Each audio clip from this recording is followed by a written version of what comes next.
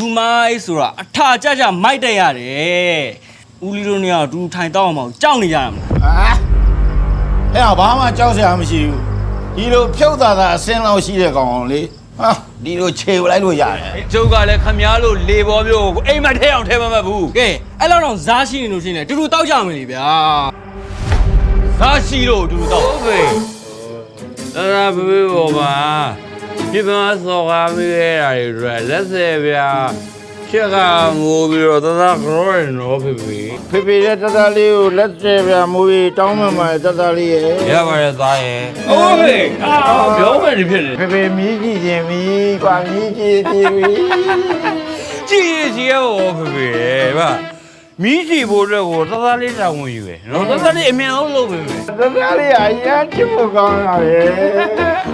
အာဘွားဘွား